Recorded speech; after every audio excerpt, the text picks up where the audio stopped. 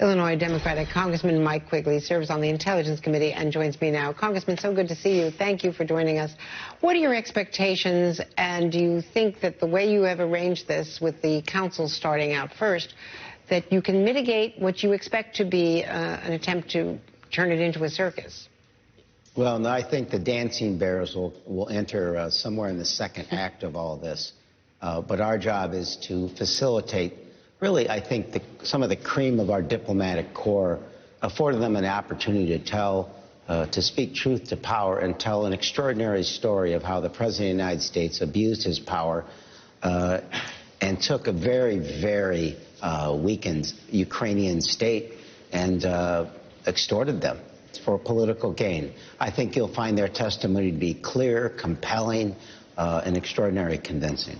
The Republican counter-argument, which we heard most, recently from Nikki Haley in an interview with Savannah Guthrie this morning on the Today Show, was that, well, the military aid got there, they got the weapons, so therefore no harm, no foul.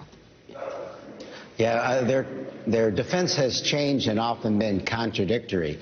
If there was nothing wrong with it, why did they try to hide it? There was nothing wrong with it, why did they try so hard not to have anybody testify? Why have they obstructed this investigation? Article 3 of the Nixon impeachment articles listed 4 times in which President Nixon obstructed the investigation. If you look last week, there were 4 times in one day in which the president, through his associates, instructed people not to testify and answer lawful subpoenas from Congress. So if it wasn't such a big deal, why did they try so hard to hide it and to keep the truth from the American people? And then, of course, they go after the whistleblower and they go after anything but what the president did. What do you do if they decide to name the whistleblower in open, live testimony?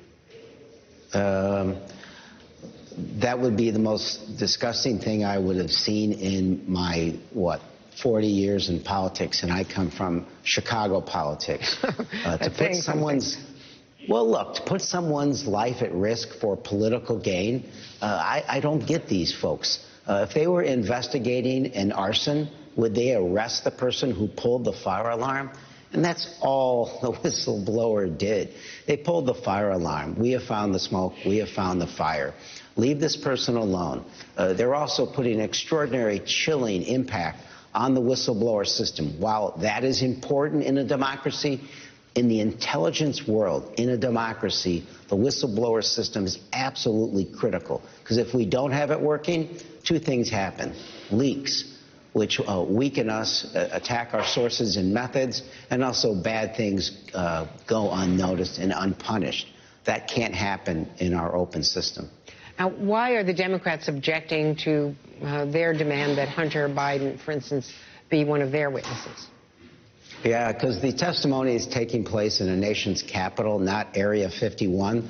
If they want to go after debunked conspiracy theories, they can go out there. But that's how this all began, with them trying to force an ally to go after a sham investigation. We can't let them continue it here.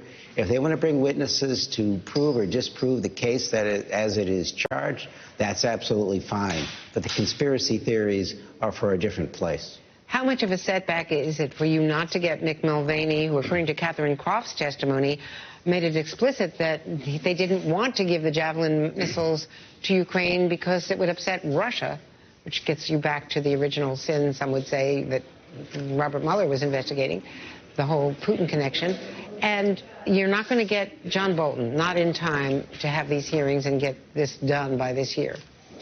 You know, I trust the American people to figure this out, that if the president had anybody who could contradict what's been alleged so far, they would have been there already. They'd be there bright and early tomorrow morning to rebut this.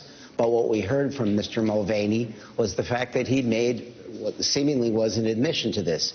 And if Mr. Bolton thought that Rudy Giuliani was indeed a hand grenade and that this was a drug deal, and that he, with righteous indignation, ended a meeting soon, well, then come tell the American people. If this is just about him protecting his future in the Republican Party, well, then shame on him. Mike Quigley, a member of the Intelligence Committee, obviously part of the impeachment inquiry, will be watching tomorrow And, of course, thanks very much for joining us today. Anytime. Thank you.